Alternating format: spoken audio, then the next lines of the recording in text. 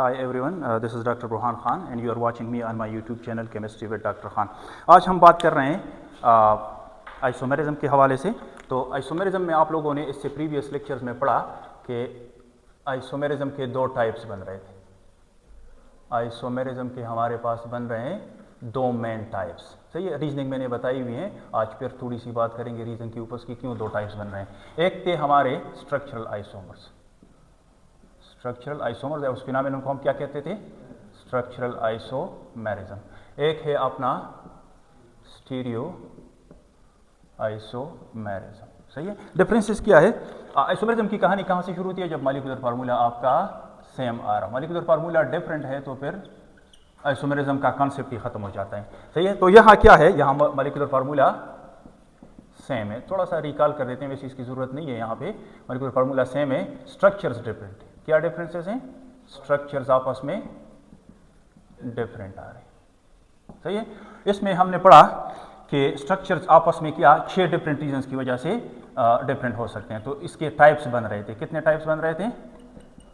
6 different types बन रहे थे। ठीक है, एक को हमने नाम दिया चेन आइसोमेरिज्म, एक था आपका पोजीशन आइसोमेरिज्म। बहुत डिटेल में मैं बात कर चुका हूं इसके ऊपर, चेन पोजीशन आइसोमेरिज्म और इसी तरह functional group isomerism. Structures different आ रहे हैं लेकिन डिफरेंट रीजंस की वजह से, इसलिए डिफरेंट टाइप्स बन रहे हैं। एक थे आपका मेटामेरिज्म, मेटामर्स और मेटामेरिज्म। फिर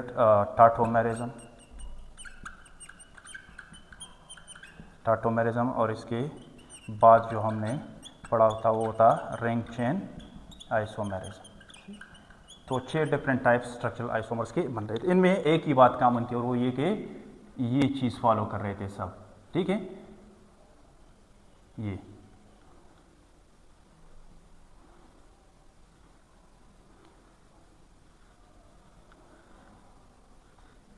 इसके अलग अलग एग्जांपल्स मैंने आप लोगों को दिए हुए हैं। फिर इनमें हमने कुछ कंपाउंड्स में देखा कि बैक वक्त वो आपस में इन 6 में से कुछ भी हो सकते हैं। ठीक है, यानी ये क्रॉस हो सकते हैं एक दूसरे के। एक ही मॉलिक्यूलर फार्मूला है और जो मैंने स्ट्रक्चर बनाए हुए आपस में चेन आइसोमर्स भी हैं, मेटामर्स भी है, टाटोमर्स भी है, रिंग चेन आइसोमर्स भी हैं। ठीक है, तो फिर आप प्रेफरेंस किसको दोगे अगर आपने एक ही ऑप्शन को सेलेक्ट करना है एमसीक्यूज के हवाले से। सही है, फॉर एग्जांपल एक कंपाउंड है हमारे पास, एक मॉलिक्यूलर फार्मूला हमें दिया हुआ है। सही है, और इसके बन रहे हैं कंपाउंड ए, बी और सी, ये बन रहे हैं। ये कंपाउंड्स मैंने चेक कर दिए हैं, ये और ये फर्ज करें कि ये आपस में क्या है? ये आपस में चेन आइसोमर्स भी हैं, ये आपस में जो है फंक्शनल ग्रुप आइसोमर्स भी हैं और ये आपस में मेटामर्स भी हैं। ठीक है, तो किसको मैं तरजीह दूं? क्योंकि ऑप्शन तो मैंने एक ही सेलेक्ट करना है। तो इस सिनारियो को एक्सप्लेन करने के लिए हमने RT FM CP ये पढ़ा। ये प्रेफरेंस प्रायोरिटी रूल्स है एक तरह के। तो ring chain, tautomers, functional group isomers, metamers, chain isomers और पोजीशन आइसोमर्स। यहाँ मैं किसको क्लिक करूँ? शाबाश, आप लोग बता दें। ये चेन आइसोमर्स भी हैं, फंक्शनल ग्रुप आइसोमर्स भी है और मेटामर्स भी हैं। तो ये फंक्शनल ग्रुप आइसोमर्स हैं। क्या है आपस में? Functional group. इस ऑप्शन को मैंने क्लिक करना होगा। ठीक है, तो ये मैं नहीं कह रहा कि ये आपस में चेन आइसोमर्स या मेटामर्स नहीं, वो भी है, लेकिन प्रायोरिटी किसको दोगे आप? तो इस पे डिटेल में हम बात कर चुके हैं इससे पहले के लेक्चर्स में। ये बन रहे थे हमारे सारे स्ट्रक्चरल आइसोमर्स। ठीक है, और इस फिनोमेनन को क्या कहते हैं? Structural isomerism. आज का जो हमारा मेन टॉपिक है वो स्टीरियो आइसोमेरिज्म है। आज डिटेल में हम बात करेंगे स्टीरियो आइसोमेरिज्म के ऊपर। तो स्टीरियो आइसोमेरिज्म में आप लोगों ने देखा stereo isomerism, stereo isomerism. Stereo isomerism के 2 टाइप्स बन रहे थे। एक थे कन्फिगरेशनल आइसोमर्स और दूसरे थे कन्फिगरेशनल आइसोमर्स।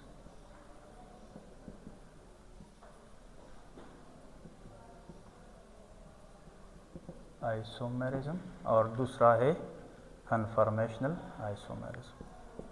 Conformational isomerism. ठीक है, इसके लिए कवायद क्या है?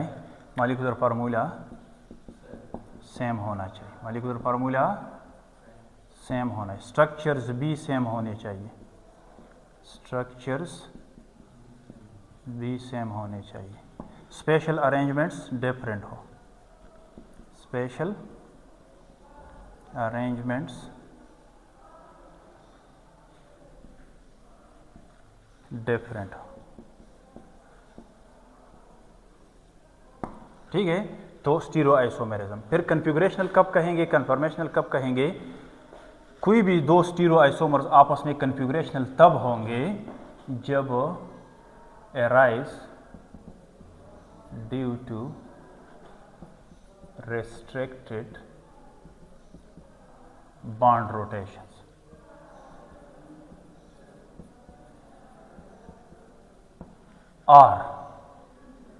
or even no restriction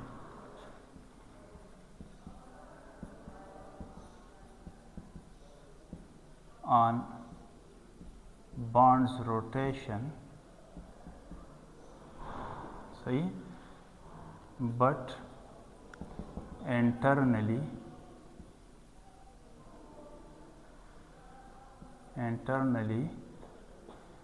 bonds are fitted asymmetric।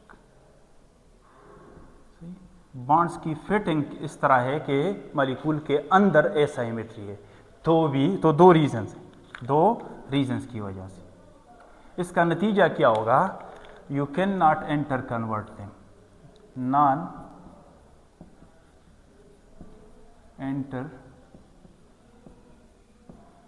Convertible without bond breaking, bonds breaking. यहाँ एक या एक से ज़्यादा बॉन्ड्स तोड़ने पड़ेंगे तो एक से दूसरा आप बना सकते। तो ये कंप्लीटली सेपरेट मॉलिक्यूल्स हो गए। क्या हो गए? Separate molecules. सेपरेबल है, ये क्या है? सेपरेबल, सही है। एक अगर आपके पास किसी एक फ्लास्क में पड़ा हुआ है तो दूसरा और इसका फिर तीसरा, इस तरह जितने भी बन रहे हैं ये आप अलग अलग फ्लास्क में रख सकते हैं। यहाँ कहानी डिफरेंट है, यहाँ बी आइसोमर्स बन रहे हैं लेकिन अराइज या प्रोड्यूस या result due to free rotation of atoms या groups around single bond, around single bond. Single bond इसलिए कह रहे हैं क्योंकि सिंगल बॉन्ड के थ्रू आप किसी भी टाइम ग्रुप्स को रिलेटिवली घुमा सकते हो। मैं बताता हूँ, मॉडल से समझाएंगे। इसका रिजल्ट क्या होगा? इसका रिजल्ट ये होगा, इसका रिजल्ट अब ये होगा कि ये एंटर कन्वर्टेबल है, एंटर कन्वर्टेबल, क्योंकि कोई रिस्ट्रिक्शन नहीं है और फिटिंग भी एसाइमेट्रिक नहीं है, तो interconvertible without bond breaking. Bond तोड़ने की ज़रूरत यहाँ पे नहीं है, कोई बॉन्ड या बॉन्ड्स तोड़ने की ज़रूरत नहीं है। एक से आप दूसरा आसानी बना सकते हो। क्या ये सेपरेट कर सकते हैं? नहीं, नॉन सेपरेबल है, नॉन सेपरेबल, क्योंकि एनर्जी डिफरेंसेस बहुत कम होते हैं। तो आम रूम टेम्परेचर भी एक से दूसरा, दूसरे से तीसरा, तीसरे से फिर दूसरा, दूसरे से फिर पहला, तो ये बन रहे होते हैं आपस में, इस तरह के रिपीट होते हैं। नॉन सेपरेबल कैसे समझाएंगे? नॉन सेपरेबल का मतलब ये है कि यहाँ जितने भी आइसोमर्स होंगे आपका एक ही प्लस के अंदर पड़े होंगे। कंपाउंड आपके पास एक ही प्लस के अंदर पड़ा हुआ है, उसी के अंदर सारे होंगे, तो सेपरेबल नहीं। यहाँ तो एक को आप कराची, दूसरे को आप लाहौर में रख सकते, ठीक है। तो चले, ये तो बातें हुई, अब इसको मॉडल के थ्रू थोड़ा सा समझाने की कोशिश करते हैं। ये मेरे हाथ में जो कंपाउंड है ये ईथेन है। क्या है? ईथेन। चले, इस मतलब किसी भी अंदाज से आप स्टार्ट कर सकते हो, कोई एक स्टार्टिंग पॉइंट ले ले। चलिए, ये मॉलिक्यूल ऐसे पड़ा हुआ है, सही है, आप लोगों को समझ नज़र आ रहे हैं सही। और यहाँ सिंगल बॉन्ड है, तो सिंगल बॉन्ड में ये चीज़ है कि यहाँ आप किसी भी टाइम रोटेशन कर सकते हो, फ्री रोटेशन है, कोई पाबंदी नहीं है रोटेशन के ऊपर, नो रेस्ट्रिक्शन, ठीक है। तो ये आप यूँ रख ले तो मॉलिक्यूल का एक फॉर्म ये हो गया, सही है। अब इसको अगर मैं फिक्स कर दूँ, ये जो आप लोगों के जो फ्रंट में आ रहे हैं और पीछे वाला बैक वाला घुमा दूँ, या ये फिक्स कर दूँ, ये घुमा दूँ, कोई भी फिक्स कर दे, वो फ्रंट वाला मैंने फिक्स कर दिया, ये वाला घुमा रहा हूँ, तो थोड़ा सा यूँ घूम गया, तो इससे पहले का जो मॉलिक्यूल है और ये जो मॉलिक्यूल है इसकी एनर्जी में डिफरेंस है, तो वो डिफरेंट हो गया, ये डिफरेंट हो गया, ठीक है। इस तरह थोड़ा सा और घुमा लूँ तो एक और फॉर्म आ गया, एक और आ गया, एक और आ गया, एक और आ गया, इस तरह। लेकिन इस तरह यूँ घुमाऊँ तो पहले वाला फिर दोबारा अपीयर हो गया, यूँ था ना, बीच में मैंने घुमाया, बहुत सारे फॉर्म्स बन गए, लेकिन दोबारा जाके यूँ घुमाया तो वही वाला आ गया, सही है। तो इस तरह दो आपस में ये बनाया, यूँ किया, फिर ये बनाया, यूँ किया, तो एक से दूसरा just by rotation through single bond बन रहा है, लेकिन ये डिफरेंट फॉर्म्स है क्योंकि एनर्जी डिफरेंसेस है, स्टेबिलिटी डिफरेंसेस है, तो ये भी आइसोमर्स हो गए, ये भी आइसोमर्स हो गए। इस तरह के आइसोमर्स को हम क्या कहेंगे? Conformational isomers. क्या ये सेम फ्लास्क के अंदर करोड़, अगर ये 1 मोल है तो 1 मोल में कितने मॉलिक्यूल्स होते? 6.023 × 10⁻23। इस तरह करोड़ों, बिलियंस, ट्रिलियंस ऑफ मॉलिक्यूल्स हैं, सही है। कुछ यू पड़े होंगे तो कुछ यू पड़े होंगे, कुछ यू पड़े होंगे, कुछ यू पड़े होंगे, तो सारे एक ही फ्लास्क के अंदर है। क्या इनमें से ये वाला मैं अलग कर सकता हूँ? नहीं। इसको अगर मैं अलग करूँ तो ये दोबारा ये वाला बन जाएगा, क्योंकि ये तो एक से दूसरा बन रहा होता है जस्ट बाई फ्री रोटेशन, तो ये नॉन सेपरेबल है, ठीक है। इसके मुकाबले में यहाँ देख लें तो यहाँ ये वाली क्यों बनते हैं, स्टीरियोआइसोमर्स ये भी हैं, तो ये वाली क्यों बनते हैं? ये तब बनते हैं जब आपका बॉन्ड रोटेशन पे पाबंदी हो। बॉन्ड रोटेशन पे पाबंदी कब लगती है? जब डबल बॉन्ड हो या फिर साइक्लाइजेशन हो। देखते हैं मॉडल्स के थ्रू। अच्छा जी, अब ये जो मेरे हाथ में एक मॉलिक्यूल है, 2 कार्बन आपस में जुड़े हुए लेकिन डबल बॉन्ड के थ्रू, किस चीज़ के थ्रू? डबल बॉन्ड के थ्रू। इससे पहले मैं रोटेट कर सकता था, अब रोटेशन नहीं कर सकता, तो रोटेशन पे पाबंदी लग गई। लेकिन ये मॉलिक्यूल जब बन रहा था तो इसके अंदर जो ग्रुप्स हैं, 2 ग्रुप्स हैं, ये ग्रीन वाले से मैं दिखाता हूँ। ये पहले सिंगल बॉन्ड था, यूँ कर दे आप, सही है। तो सिंगल बॉन्ड के थ्रू तो रोटेशन पॉसिबल है। ये इस तरफ था, इसका ये वाला ग्रुप इस तरफ था, और इसका ये वाला ग्रुप इस तरफ था,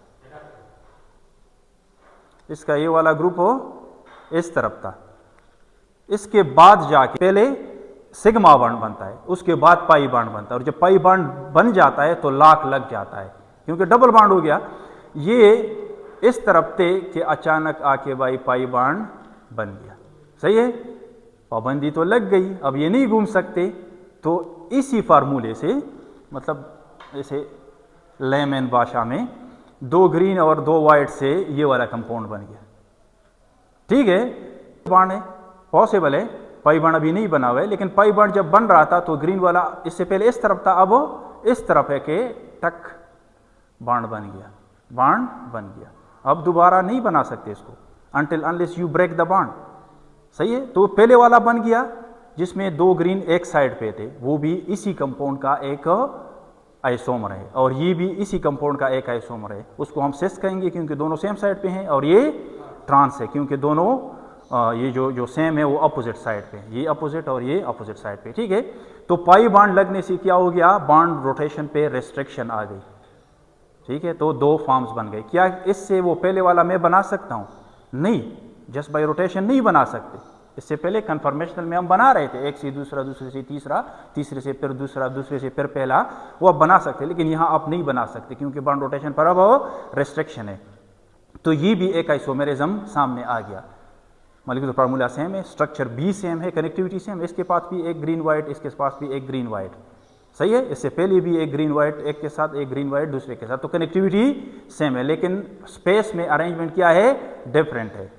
और अरेंजमेंट क्यों डिफरेंट है? Due to restricted bond rotation, due to restricted bond rotation. Free rotation तो है ही नहीं, ठीक है। और एक से आप दूसरा आप नहीं बना सकते until unless you, अगर पहले वाला आप बनाना चाहें तो इसको आपने तोड़ना होगा, फिर आप रोटेट कर सकते हो, तो नॉन एंटर कन्वर्टेबल हो गए। क्या हो गए? Non enter convertible. Same is the case with bond rotation पे कब पाबंदी लगती है? बॉन्ड रोटेशन पे भाई पाबंदी कब लगती है? बॉन्ड रोटेशन, ये वाला सेक्शन कर रहे हैं, जब आपके पास क्या हो? डबल बॉन्ड हो। क्या ट्रिपल बॉन्ड की वजह से हो सकता है? यस, ट्रिपल बॉन्ड पे भी रेस्ट्रिक्शन है, लेकिन आइसोमेरिज्म यहाँ वहाँ पे नहीं एग्जिस्ट करे क्योंकि 2 ग्रुप्स होते और वो हमेशा 180 पे होते, ठीक है। तो डबल बॉन्ड और दूसरा क्या है? साइक्लाइजेशन। जब साइकिल बन जाता है, कंपाउंड साइक्लाइज होता है, तो भी बॉन्ड रोटेशन पे पाबंदी लग जाती है। वो भी मैं मॉडल से समझाता हूँ। तो ये साइक्लोप्रोपेन रहेंगे मेरे पास, सही। अगर ये ओपन है तो बॉन्ड रोटेशन पे कोई पाबंदी नहीं है, सही है। तो इसके कन्फर्मर्स बनेंगे क्योंकि ओपन चेन है। लेकिन जब ये साइक्लाइज हो जाता है, क्या हो जाता है, साइक्लाइज हो जाता है, यूं करके आप साइकिल बना लें, सही है। लेकिन जब साइकिल बन रहा था तो इसके दो ग्रुप्स जो हैं, चलिए वही ग्रीन वाले दिखाते हैं, वो सेम साइड पे आ रहे थे। कहाँ आ रहे थे, सेम साइड पे, सही। मतलब यूं था कि ये साइक्लाइजेशन का बॉन्ड है, सही।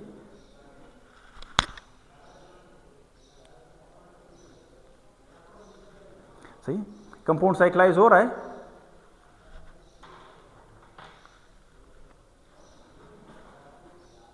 ठीक है, रोटेट हो रहे हैं। लेकिन साइक्लिक के वक्त उसी वक्त ये दोनों एक साइड पे थे और साइक्लाइजेशन हो गई, ठीक है। तो ये एक फॉर्म बन गया, सही। अब आप इसको जितना भी घुमाएं नहीं घुमा सकते, क्योंकि until unless you break one of these bonds, तो बॉन्ड तोड़े बगैर आप इसको घुमा नहीं सकते। तो साइक्लाइजेशन की वजह से बॉन्ड पे पाबंदी, बॉन्ड रोटेशन पे पाबंदी लग गई। इसका ये एक फॉर्म, ये सिस फॉर्म हो गया। इसको अगर मैं दूसरे वाले में कन्वर्ट करना चाहूँ, सही है, तो बॉन्ड तोड़ना पड़ेगा मुझे। अब रोटेशन जो है पॉसिबल है, यू घुमाएं, सही है। कोई तो एक वो बन गया। अब ये वाला जो जब बंद, अब इसका ये इस साइड पे था, ठीक है, वाइट वाला भी लगा दें, कि अचानक आके बॉन्ड बन गया। क्योंकि बॉन्ड को तो पता नहीं होता कि कौन सा ग्रुप किस तरफ है। एक वो बन गया, एक ये बन गया, सही है। अब इस वाले से, इसको ट्रांस कहते हैं क्योंकि ये और ये एक दूसरे के, ये अबव द प्लेन है तो ये बिलो द प्लेन है, 180 एंगल पे है, ठीक है। अब इस वाले से वो पहले वाला मैं बनाना चाहता हूं, क्या बाई जस्ट बाई रोटेशन बना सकता हूं? नहीं, रोटेशन तो है ही नहीं आप, ठीक है। तो ये भी नॉन इंटर कन्वर्टेबल हो। तो बॉन्ड रोटेशन पे कब पाबंदी लगती है? जब डबल बॉन्ड हो या फिर साइक्लाइजेशन हो, ठीक है। इसी वजह से हमारे पास एक ही मॉलिक्यूलर फार्मूला के, एक ही स्ट्रक्चर के डिफरेंट कंपाउंड्स आ गए। तो इस तरह के कंपाउंड्स को जो नॉन इंटर कन्वर्टेबल हो और सेपरेबल हैं, हाँ, वो सिस और ट्रांस की प्रॉपर्टीज डिफरेंट है। सिस और ट्रांस की क्या है? प्रॉपर्टीज डिफरेंट है। आप एक दूसरे से अलग कर सकते हैं, ठीक है, क्योंकि वो एक से दूसरा खुद ब खुद तो नहीं बन रहा होता है। तो एक को आप एक फ्लास्क में रख सकते हैं, दूसरे को आप दूसरे फ्लास्क में रख सकते हैं, सही है। ये ट्रांस वाला हो गया, इसको आप लाहौर ले जाओ, और इससे पहले वाला सिस वाला उसको आप कराची रख लो, आप सेपरेट कर सकते हैं, ठीक है। तो ये सेपरेबल भी है और नॉन इंटर कन्वर्टेबल है। आपने देखा एक से दूसरा until unless you without bond breaking क्या है? Non interconvertible. ये वाले क्या थे? इंटर कन्वर्टेबल थे, इसलिए तो सेपरेबल नहीं थे। ये नॉन इंटर कन्वर्टेबल है और सेपरेबल है, सही है। तो बिग डिफरेंसेस यहां पे आ गए। तो इस तरह के आइसोमर्स को आपस में क्या कहेंगे? जो कि रिस्ट्रिक्टेड बॉन्ड रोटेशन की वजह से बन रहे हो, तो इस तरह के स्टीरियो आइसोमर्स को हम कहेंगे कन्फिगरेशनल आइसोमर्स। क्या कन्फिगरेशन? इस पर्टिकुलर इस को हम नाम देंगे, आगे मैं बताता हूं दो इसके टाइप्स क्यों बनते हैं। अब क्या, ये बड़ा इंटरेस्टिंग क्वेश्चन है कि क्या बॉन्ड रोटेशन पर even know restrictions on bond rotation, bond rotation पे कोई रेस्ट्रिक्शन भी नहीं है, लेकिन फिर भी दो कंपाउंड्स ऐसे हैं कि नॉन इंटर कन्वर्टेबल है और सेपरेबल है, यानी कि कन्फिगरेशनल आइसोमर्स है। तो हाँ, हो सकता है कि उसकी पीछे रीजन क्या होती है? एसाइमेट्रिक फिटिंग ऑफ बॉन्ड्स होते हैं। बॉन्ड्स ऐसे फिट होते हैं आपस में कि वो एसाइमेट्री लाते हैं। क्या लाते हैं? साइमेट्री, मतलब साइमेट्री नहीं होती है वहां पे। तो इस तरह के मॉलिक्यूल्स भी आपस में कन्फिगरेशनल आइसोमर्स हो सकते हैं। ये वाला एग्जांपल आप देख लें। एक बेहतरीन एनालॉजी ये है कि हमारे जो मेरा जो राइट और लेफ्ट हैंड है, इनका आपस में एक रिलेशनशिप है। वो रिलेशनशिप क्या है? वो रिलेशनशिप ये है कि अगर इसको मैं आईने के सामने रख दूं तो आईना मुझे ये वाला हाथ दिखाएगा, तो ये ऑब्जेक्ट हुआ, ये इसका आईने की तस्वीर हो गई। तो आपस में क्या रिलेशनशिप है? Object mirror image relationship. इस रिलेशनशिप को इंग्लिश में कहते हैं हैंडेडनेस। क्या कहते हैं? हैंडेडनेस। और ग्रीक में कहते हैं कायरिलिटी, क्योंकि केयर का मतलब होता है हैंड, एंड कायरिलिटी मीन्स हैंडेडनेस। और हैंडेडनेस मीन्स मेरे दाएं और बाएं हाथ का आपस में ताल्लुक, और वो ताल्लुक कौन सा है? एक दूसरे का आईने की तस्वीर है, सही है। ये अगर मैं आईने को दिखाता हूं तो मुझे ये दिखाता है, लेफ्ट हैंड आईने में राइट दिखता है और राइट हैंड आईने में लेफ्ट दिखता है। तो इस रिलेशनशिप को क्या कहते हैं? हैंडेडनेस कहते हैं। ठीक है, ये इनकी प्रॉपर्टीज डिफरेंट हैं, मॉलिक्यूलर फार्मूला सेम है, कनेक्टिविटी सेम है, स्ट्रक्चर सेम है, लेकिन एक दूसरे से डिफरेंट है। क्यों डिफरेंट है? क्योंकि अंदर जो है इसके एसाइमेट्री क्यों है? सारे फिंगर्स डिफरेंट है। तो इसी तरह ऑर्गेनिक कंपाउंड्स में या फिर इनऑर्गेनिक कंपाउंड्स में कहीं भी हो, एक ही एटम, मल्टीवेलेंट एटम के ऊपर जो ग्रुप्स लगे हुए हैं वो अगर आपस में डिफरेंट हो तो वहां भी एसाइमेट्री, जिस तरह मेरे हाथ में एसाइमेट्री है, तो वहां भी आपको राइट हैंडेड मॉलिक्यूल्स और लेफ्ट हैंडेड मॉलिक्यूल्स मिलेंगे। अगरचे कोई पाबंदी नहीं है, रोटेशन पे कोई पाबंदी नहीं है, लेकिन रोटेशन के थ्रू, जस्ट बाय रोटेशन, ये मेरा हाथ है, दायां हाथ है, इसको मैं जितना भी घुमाऊं इससे मेरा लेफ्ट हैंड नहीं बनेगा, until unless I break it, इसको मैं तोड़ूं और दोबारा फिट कर दूं तो ये वाला बन जाएगा। सही है? तो जस्ट बाय रोटेशन आप इस हाथ से ये वाला हाथ नहीं बना सकते। ये सिनारियो जब मॉलिक्यूल्स के साथ आ जाएं तो इस तरह के मॉलिक्यूल्स को भी हम क्या कहेंगे? कन्फिगरेशनल आइसोम, क्योंकि ये भी नॉन इंटर कन्वर्टेबल होंगे और सेपरेबल। मेरा दायां हाथ इस तरफ, इसको मैं इससे अलग कर सकता हूं, ये दोनों क्या है? सेपरेबल है। तो सेपरेबल भी है, नॉन इंटर कन्वर्टेबल भी है और स्टीरो आइसोमर्स भी हैं। किस वजह से हैं? रिस्ट्रिक्टेड बॉन्ड रोटेशन की वजह से? नो, एक और रीजन एसाइमेट्री की वजह से। तो ये भी क्या है? कन्फिगरेशनल आइसोमर्स हैं। तो हाथ से तो समझ आया, अभी इससे समझाते हैं मॉडल से। ये मेरे लेफ्ट हैंड में जो मॉलिक्यूल नजर आ रहे हैं, इसको अगर मैं आईने को दिखाऊं, राइट से स्टार्ट कर दे, ये अगर मैं आईने के सामने रख दूं, ये आईना है, तो ये यूं नजर आएगा, आईने में ये यूं नजर आएगा। तो जिस तरह मेरे हाथ एक दूसरे के ऊपर सुपर इम्पोजेबल नहीं थे, इस तरह ये मॉलिक्यूल भी एक दूसरे के ऊपर कंप्लीटली सुपर इम्पोजेबल नहीं है। और इसको मैं जितना भी घुमाऊं हर एक बॉन्ड के लिहाज से, क्योंकि बॉन्ड रोटेशन पे तो कोई रिस्ट्रिक्शन है ही नहीं, एक से दूसरा नहीं बनेगा, until unless I break it, इसको मैं तोड़ूं और दोबारा इसकी तरफ फिट कर दूं, तब जाके चले कर देते हैं। इसको मैं तोड़ रहा हूं, सही, ये वाला बॉन्ड इसके इस तरफ आ रहा है, सही, ये वाला इस तरफ आ रहा है और ये वाला इस तरफ आ रहा है, सही। अब कोई आइसोमेरिज्म नहीं है, कोई, ये तो सेम मॉलिक्यूल है। अब कोई, तो एक से पहले जो था, एक लेफ्ट हैंडेड था, एक राइट हैंडेड था, अब दोनों मैंने एक ही हैंड के बना दिए, सही। अब ये सेम मॉलिक्यूल है, अब ये क्या है? सेम मॉलिक्यूल, क्योंकि ये कंप्लीटली सुपर इम्पोजेबल है। आप देख लें, यूं आप रख दें तो ग्रीन के ऊपर ग्रीन आया, ऑरेंज के ऊपर ऑरेंज, व्हाइट के ऊपर व्हाइट और ब्लू के ऊपर ब्लू। तो ये तब पॉसिबल है जब आप बॉन्ड ब्रेक करते हैं, विदाउट बॉन्ड ब्रेकिंग ये पॉसिबल नहीं था। जिस तरह मेरा हाथ रोटेशन से लेफ्ट से बाया नहीं बनता, लेफ्ट से राइट नहीं बन रहा, तो ये क्राइटेरिया पूरे कर देता है। अब नहीं, ऐसा नहीं करते, that is not the superimposability, इसको कहते हैं, सही है। एक स्टूडेंट ने मुझसे पूछा, और ये आप लोगों के सब स्टूडेंट्स के जहन में आ रहा हो, क्योंकि इस वक्त मेरे साथ मेरे स्टूडेंट्स मौजूद हैं, वो कह रहे थे कि यू तो कर सकते हैं, दिस इज नॉट सुपर इम्पोजिबिलिटी। एक आप उठा ले, यू पड़े हैं, यू पड़े हैं या फिर यू पड़े हैं, तो पड़े तो एक जैसे होने चाहिए, इसको आपने उठाना है और इसके ऊपर रखना है, रख दें कभी भी नहीं होगा। दोनों को आपने अपसाइड डाउन रखे हुए, एक को यू रखा एक को यू रखा, नहीं, दोनों सेम पड़े होने चाहिए, सही है। अब आप उठा लें और एक दूसरे के ऊपर रख दें, कभी भी सुपर इम्पोजेबल नहीं होंगे, ठीक है।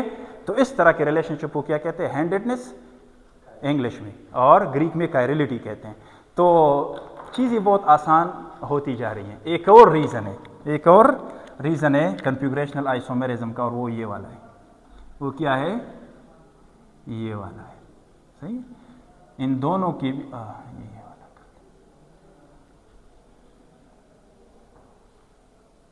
सही। तो ये क्या है? ये आर है, ये क्या है? आर है, ओ आर। ये रीजन हो या फिर ये रीजन हो, तो कंपाउंड आपस में इंटर कन्वर्टेबल नहीं होंगे, until unless you break the bond, separable होंगे, सही है। तो आगे जाके हम डिवाइड करते हैं कन्फिगरेशनल आइसोमेरिज्म को मजीद दो टाइप्स। एक है आपका ज्योमेट्रिकल आइसोमर्स,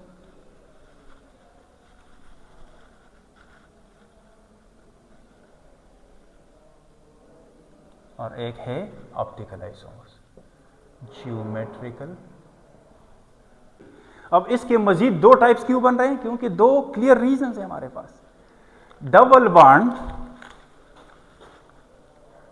बॉन्ड और साइक्लाइजेशन, डबल बॉन्ड और साइक्लाइजेशन की वजह से अगर कोई कन्फिगरेशनल आइसोमर्स बनते हैं तो वो कौन से होंगे? ज्योमेट्रिकल आइसोमर्स होंगे। तो डबल बॉन्ड या साइक्लाइजेशन की वजह से जब आइसोमेरिज्म हो तो उसको हम क्या कहेंगे?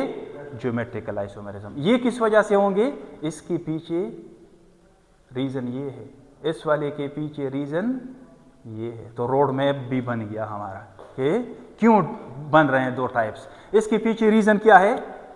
एसाइमेट्री एंड, चले एसाइमेट्री लिख, क्या है? एसाइमेट्री। इसके पीछे रीजन क्या है? एसाइमेट्री। और एसाइमेट्री क्यों अराइज होती है? क्योंकि बॉन्ड की जो फिटिंग है वो इस तरह है कि एक से दूसरा आप विदाउट बॉन्ड ब्रेकिंग नहीं बना सकते, तो दोनों कंप्लीटली डिफरेंट हो गए। सही है, ऑप्टिकल आइसोमेरिज्म और ज्योमेट्रिकल आइसोमेरिज्म। इसके मजीद जाके हमारे पास दो और टाइप्स बनते हैं, एक को कहते हैं एनांशोमेरिज्म और डायस्टीरियोमेरिज्म। इधर लिख लो, एनांशोमेरिज्म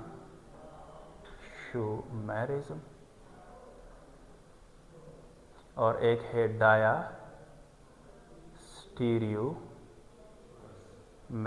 भाई ये दो क्यों बनते हैं? ये दो, इससे आगे दो क्यों बनते हैं? तो इन दोनों में क्या डिफरेंस है? ये जो है ये मिरर इमेजेस होंगे एक दूसरे की। एक तो ये वाला रिलेशनशिप होगा कि मिरर इमेजेस होंगे और कंप्लीटली नॉन सुपर इम्पोजेबल होंगे। क्या होंगे? Non super imposable. आगे मैं बताता हूं, एक्सप्लेन कर रहा हूं। Non super imposable. डायस्टीरियोमेरिज्म कब अराइज होता है, कब अपीयर होता है? यानी दो कंपाउंड्स जो कि आपस में ऑप्टिकल आइसोमर्स हो लेकिन डायस्टीरियोमर्स हो और इसी तरह कन्फिगरेशन में हो और इस तरह आगे जाके स्टीरियो आइसोमर्स हो। ये तब जब ये, एक तो ये है कि ये नॉन मिरर इमेजेस होंगे, नॉन मिरर, एक दूसरे के मिरर इमेजेस हो नहीं होंगे, नॉन मिरर इमेजेस। दूसरी बात, जब नॉन सुपर इम्पोजेबल होंगे। जब मिरर इमेजेस नहीं है तो सुपर इम्पोजिबिलिटी कहां से आ जाएगी? नॉन सुपर इम्पोजेबल, यानी एक को दूसरे के ऊपर आप रख ले तो फिट हो नहीं। ये भी नॉन सुपर इम्पोजेबल है, ये भी नॉन सुपर इम्पोजेबल है, ठीक है।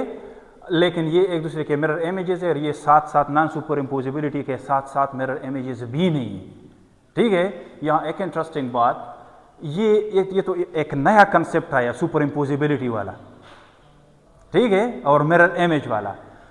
क्या यहां ये बात कर सकते हैं? याद रखें ये जो ज्योमेट्रिकल आइसोमर्स होते हैं ये भी एक दूसरे के ना तो मिरर इमेजेस होते हैं ना सुपर इम्पोजेबल होते हैं एक दूसरे के ऊपर, तो ये भी जो है डायस्टीरियोमर्स होते हैं।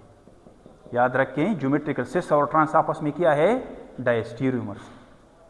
क्योंकि सिस और डायस्टीरियोमर्स के लिए लाजमी नहीं है कि ऑप्टिकल आइसोमर्स हो। ये बहुत इंपॉर्टेंट बात बता रहा हूं। डायस्टीरियोमर्स के लिए लाजमी नहीं है कि ऑप्टिकल आइसोमर्स हो। तो डायस्टीरियोमर्स ऑप्टिकल आइसोमर्स भी हो सकते हैं और ज्योमेट्रिकल आइसोमर्स भी हो सकते हैं, क्योंकि इसका क्राइटेरिया बड़ा सिंपल है, नॉन मिरर इमेजेस हो और नॉन सुपर इम्पोजेबल और बाकी की चीज़ें पूरी कर रहे हो, मॉलिक्यूलर फार्मूला सेम हो, स्ट्रक्चर सेम हो, स्पेशल अरेंजमेंट्स हो डिफरेंट हो। तो इससे यहाँ से आप एक लकीर, ये वाले से यहाँ से आप एक लकीर, बड़ा ख़तरनाक लकीर खींच सकते हैं कि डायस्टीरियोमर्स इधर भी हो सकते हैं, डायस्टीरियोमर्स आपका इधर भी हो सकता है। एग्जाम्पल से मैं समझाऊंगा और सिर्फ ये याद रख लें कि दो कंपाउंड सिस और ट्रांस एक दूसरे की क्या है? ज्योमेट्रिकल आइसोमर्स है। ये तो सबको पता है, सिस और ट्रांस क्या है? ज्योमेट्रिकल आइसोमर्स हैं। क्या सिस और ट्रांस आपस में डायस्टीरियोमर्स हैं? तो हैं, सही है। तो डायस्टीरियोमर्स की डिफिनीशन क्या है? ऐसे स्टीरियो आइसोमर्स जो मिरर इमेजेस ना हो एक दूसरे के, मिरर इमेजेस हो एक दूसरे के ना हो लेकिन स्टीरियो आइसोमर्स हो, सब आते हैं किस चीज़ में? डायस्टीरियोमर्स में आते हैं। तो सिस और ट्रांस आपस में डायस्टीरियोमर्स भी हैं और साथ साथ ज्योमेट्रिकल आइसोमर्स भी हैं। तो इनको नोट कर लें, इसके बाद फिर हम डिटेल में बात करते हैं ज्योमेट्रिकल आइसोमेरिज्म के ऊपर, ठीक है।